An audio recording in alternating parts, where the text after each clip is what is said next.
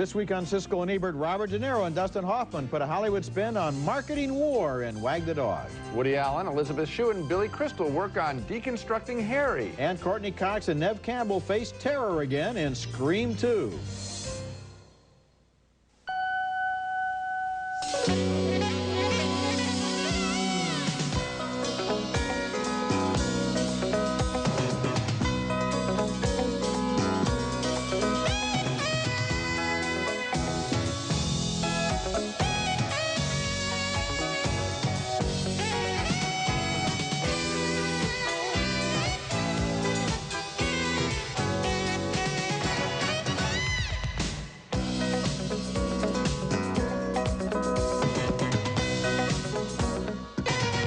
Ambassadorship. That's my payoff. Hell, I just do it for the fun of it, for a story to tell. Oh, no, you couldn't tell anybody. Oh, hey, listen, I'm just kidding.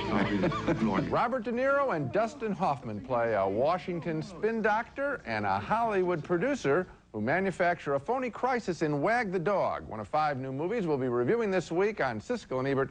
I'm Gene Siskel of the Chicago Tribune. And I'm Roger Ebert of the Chicago Sun-Times. Every once in a while, you get a movie that cuts through the fog and delivers political satire that is almost painfully right on target.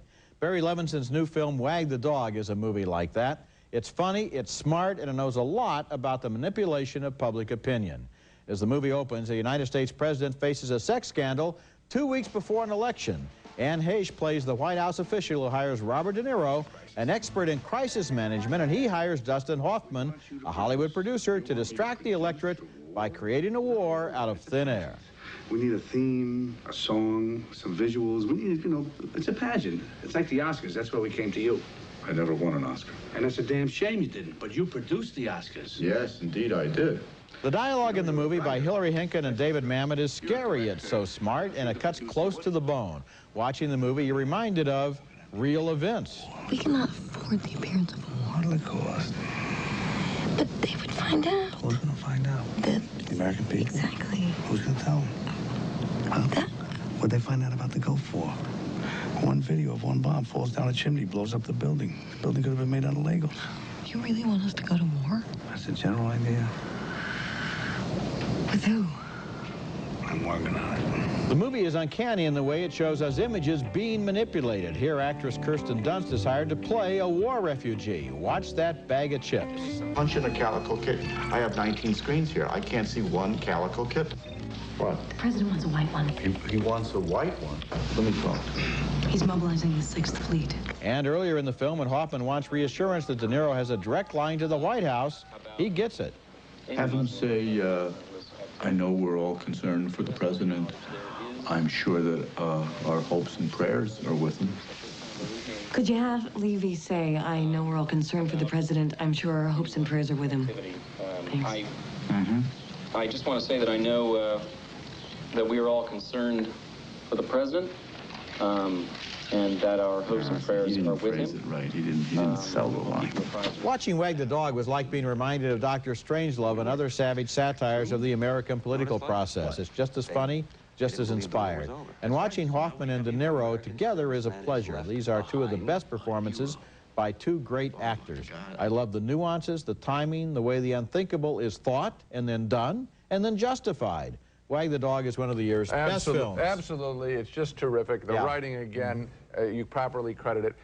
And oh my God, they're going to do this, and it rips the electorate. Yes, it does. Yeah. It rips us. Sure. That's what I like. It's not just saying, you know, oh, there are these bad guys out there and they're in politics. No, it says, you're the dummies. We're the dummies. And, you know, it's really sharp in the way that every time there's a crisis, there's always a theme. Like, you know, you tune into CNN and they have a little song and a graphic and some kind of a moving animation, and then there's always some hero or the tie the yellow ribbon around the old oak tree or something. Yes. It's packaged like a product. Yeah, it is marketing, and it's well done. And again, it's, you know, Dustin Hoffman came out of Mad City, which I thought was a script that he picked foolishly.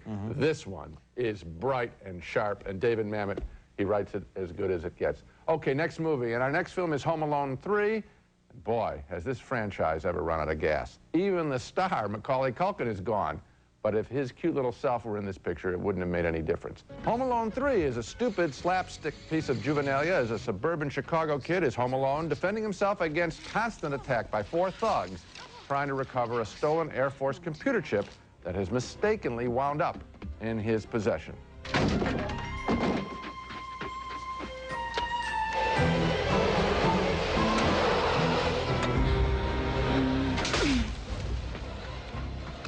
I see it! It's going through the head! Turning in position. You're there. I got it! The crooks suffer more blows to the head than a bad heavyweight fighter. Stand clear.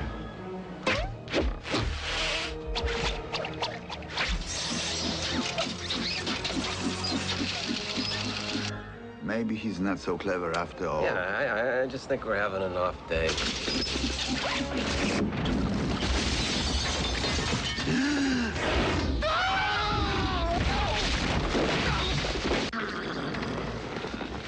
And that goes on and on to the point of nausea. If this movie had a theme song, it would be "Dumbbells Keep Falling on My Head." The story makes no sense. I feel for every family that's going to be suckered into seeing Home Alone 3. Now, this is going to astound you, but I'm giving the movie thumbs up. It does astound me. Are you okay? Better than you were the day that you liked Starship Troopers. Okay. Oh, no. I'll tell you why I like the movie. exciting. This movie empowers little kids. This is the one where they finally got it right. I liked it better than the other two. Than the original Home Alone? Little kids love the idea that they can somehow affect the outcome, that they can have power over grown-ups. That's they can number defend one. themselves and be smart and think about things. He hammers and thugs in this in the movie, first it's one. not as violent as the second one. The kid is charming. He really is a good little actor. And the plot is smarter than We the other completely movies. disagree. I thought the kid was generic mop top, and I thought that the Home come Alone... on, that kid? Yes. Come on. Yeah, there are only two kids. He's very good. Culkin's better. And the other thing is, it's the same plot as the first one, only more bumps to the head. The second, they're all the same plot. But what you just said that this one empowers him more than the other one. Absolutely not true. That's the secret of that's why kids love these movies, because they love the fantasy that they have power. But it's overdone. Overkill here. Not for Overkill. Not for an you. 8-year-old. Okay, coming up later, Woody Allen's Deconstructing Harry. This guy's the devil. I've been offered a lot of jobs in your world. What kind of jobs they offer you? For 2 years, I ran a Hollywood studio, but you can't trust those people. And next, Tim Allen and Kirstie Alley hide among the Amish in For Richer or Poorer. Words are the new weapons. The world's most influential man has created a lie that could destroy 2 nations. Unless someone Bond kills the story. James Bond.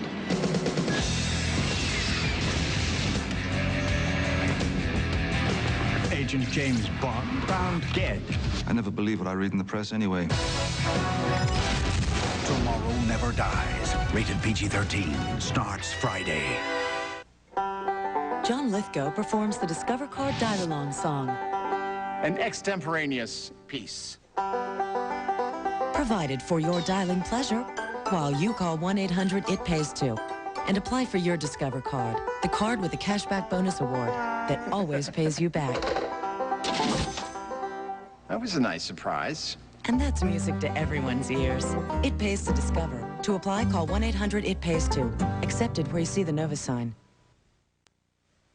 Your name was right next to my name on that tax return. So as far as the government is concerned, we are both criminals. Look out! Tim Allen and Kirstie Alley play a rich New York couple who are headed for a divorce when the Internal Revenue Service comes crashing down on them in For Richer or Poorer. They flee from the city and end up in rural Pennsylvania, where they get the bright idea of pretending to be the long-lost relatives of an Amish family. Lipstick. What? Use my sleeve. All of it? Come on. Guess what, Brad? I saw Witness 2, and they didn't wear Armani shades.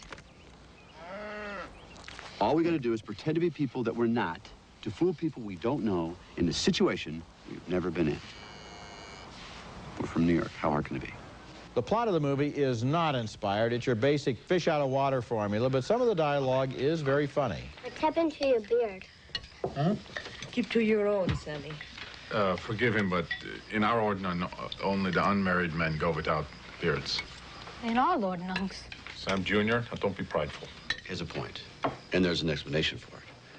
A while back in our Ordnung, we had a, Outbreak. Yes, we had an outbreak, and it was, Lice. But it only lasted a very short time.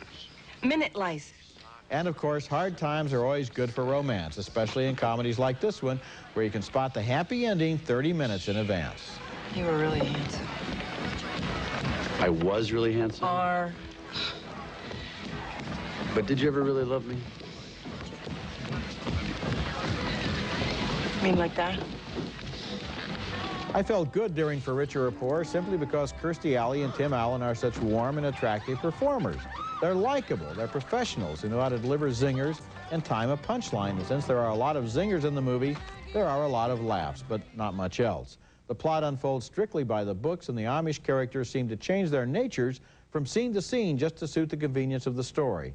There were some good laughs, but not enough thumbs down. And a marginal thumbs down for me, and we just like the opposite parts of the picture, because I thought that the jokes were familiar, the standard Amish stuff that we get once in a while in the movies, and I thought that the serious part, if you will, when it turns, and we know exactly where the film is going, when they get emotional and start to adopt, this feuding couple adopts the Amish spirit of cooperation. No, that's really original, isn't it? It's more the city original. Slickers go out to the country and absorb rural values. Well, that must have really been let a me tell you, shock all for those jokes about the Amish weren't original either that you liked. But let me just finish what I liked. Minute Lice, was that funny or not?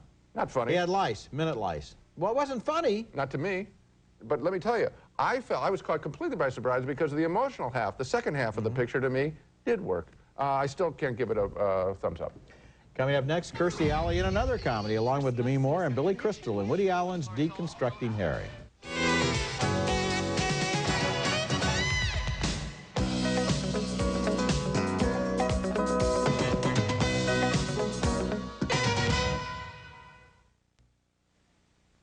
And I want you to get out of here.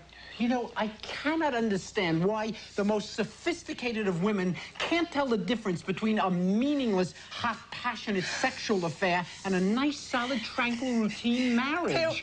Woody Allen playing a writer with neuroses that seem autobiographical in his latest film, Deconstructing Harry, in which the writer-director clearly tries to explain the recent set of personal problems he's had in his life, and I give him a lot of credit for tackling the subject, but I didn't laugh that much in this picture, and I felt a lot of the material seemed needlessly recycled. Here is Allen playing a writer named Harry Block dealing badly with his wife, a psychotherapist played by Kirstie Alley.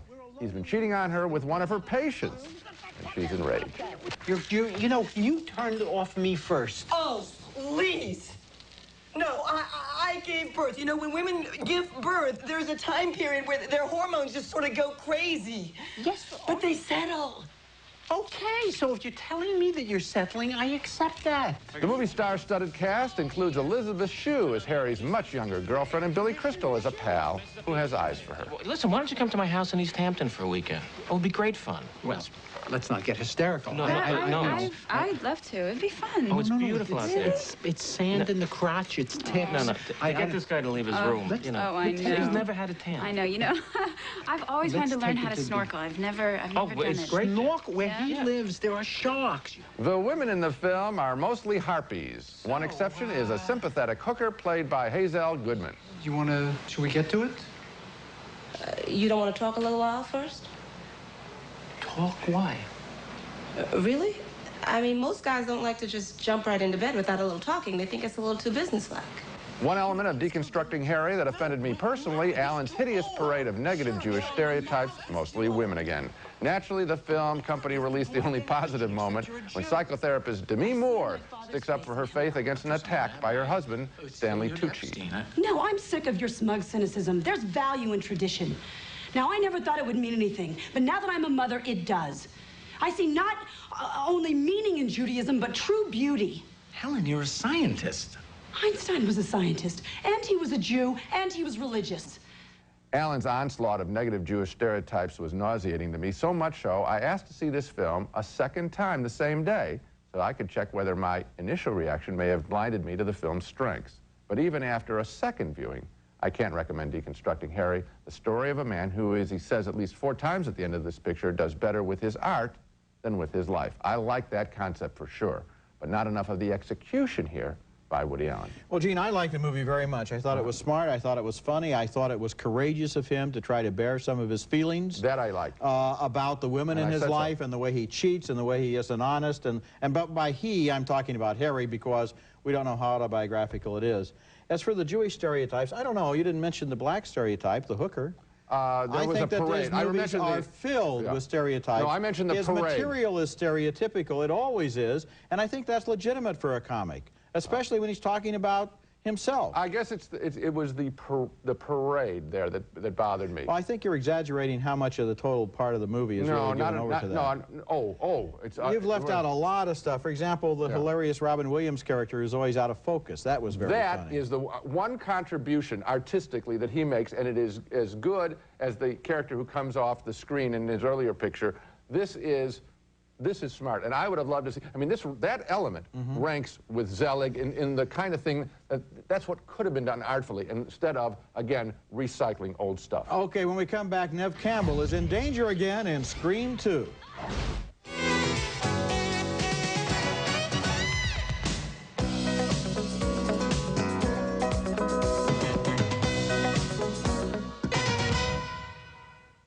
Last year's movie Scream was a horror film with a difference. All of the characters had seen other horror films and knew enough to avoid all the dumb things that people do in horror films.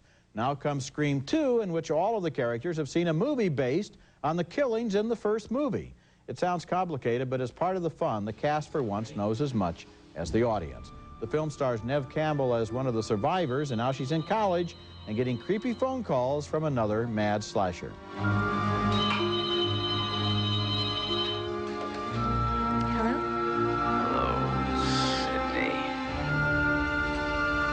What do you want? It's time, girlfriend. Courtney Cox plays the TV newswoman from the first movie. She wrote a book about those killings and now is back to cover more slashings with a reluctant cameraman played by Dwayne Martin. I read what happened to your last cameraman. The guy got gutted. Now me, I'm gonna do what any rational human being would do, which is get out of here. First of all, he wasn't gutted. I made that up. His throat was slashed. Yo, gutted, slashed, the guy ain't in the union no more. This is national television. Think about it. This is a big chance for you. The story is monumental. Don't you want to be a part of that? I want to report the news. I don't want to be the news. Besides, brothers don't last long in situations like this. Liev Schreiber is also back as the suspect that Campbell put in jail before his innocence was proven. Now he's suspected again. Don't you watch TV, Current Edition? It was a very insightful program on which it was made abundantly clear that I'm an innocent man. So until you find me standing over a dead body with a knife in my hand, I think you better treat me with the rights and privileges accorded to every innocent citizen in this country. There's a good deal of violence in Scream 2. It's bloodier than the original film, but the screenplay by Kevin Williamson is just as clever at devising dialogue that plays against it. This is not only a horror movie that knows it's a horror movie, but it's a sequel that contains a discussion of sequels. Is this as good as the original? Well, not quite, but it's close enough. I'm giving it a thumbs up. I'm giving it a thumbs up, too, and I liked it more than the original picture. Maybe the challenge of coming up to a sequel to that one is daunting, and this film pulls it off. I just thought that the writing was smarter, and the number of characters that are being juggled in this screenplay. I mean, normally you have, you know, a row of ducks that get knocked off in these pictures, and here I got to know some of the ducks. You know, Kevin Williamson's screenplay does have a lot of really neat lines in it. For example, at one point, the Courtney Cox character is accused of posing nude on the internet. In her defense, that was my head. It was Jennifer Aniston's body. Right. That's a funny line. Better than Minute Lice, Roger. I like that one. Coming up next, our video pick of the week. An even funnier comedy than For Richer or For Poorer, also involving, in a small way, the Amish. But it's mostly about bowling. Whoa! Siskel and Ebert's Video Pick of the Week is brought to you by Nestle Raisinets. At the movies or at home, Raisinets. The outrageous comedy Kingpin is my video pick of the week. It made my list of last year's 10 best films, and it's available on home video. Bill Murray stars as a professional bowling hustler, and he ends up squaring off against a talented upstart, played by Woody Harrelson, who lost his bowling hand in a hustle that went bad. What an intimidator. Spot on the approach. Ernie McCracken. How about one more title, sweetness? Look at that form. That left arm way out is the usual style. wonderful right off the bat. He delivers on the goods. Look at him pump up this crowd. Also figuring into the story is an Amish bowling prodigy played by Randy Quaid in a charming performance that recalls his similarly sweet role in The Last Detail opposite Jack Nicholson. A bowling manager? Why would a bowler need a manager? Why would a bowler need a manager? What? Don't you need a coach? A friend? A brother? Someone who's going to stick by your side through thick and thin? Someone who will be a loyal friend and never, ever, ever turn on you, no matter what. Kingpin, written and directed by Peter and Bobby Farrelly, has more big laughs than any movie I've seen in a couple of years. Almost every verbal or visual joke works. It's amazing. Kingpin is rated R for raunchy, but it is truly funny, my video pick of the week.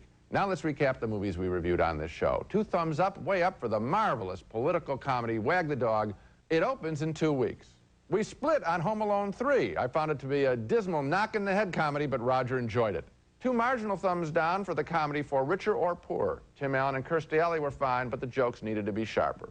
A split vote on Woody Allen's autobiographical Deconstructing Harry. I didn't laugh very much. Roger thinks it's sharp and funny.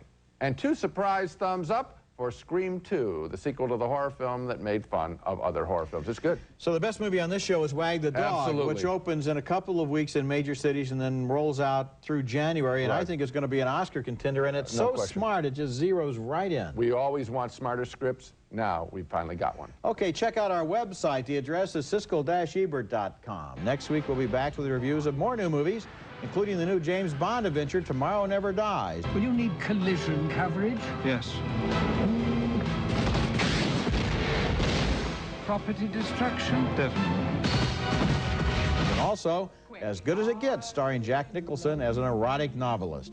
That's next week, and until then, the balcony is closed. In a recent taste challenge, 3 out of 4 consumers preferred Jolly Time popcorn over all others. Maybe the 4th never got a real taste. Jolly Time popcorn. Taste the fun. One loan, one payment each month, and nothing more. With a combo loan from the Money Store, you can refinance your mortgage and consolidate your bills. Call 1-800-LOAN-YES. Why is America on America Online? I can stay a little closer to my family. You've got mail. It's so easy my dad can use it. So easy to use? No wonder it's #1. Here's a Christmas gift for your VCR, the brand new 1998 edition of Roger Ebert's Video Companion. Over 1,500 full-length reviews.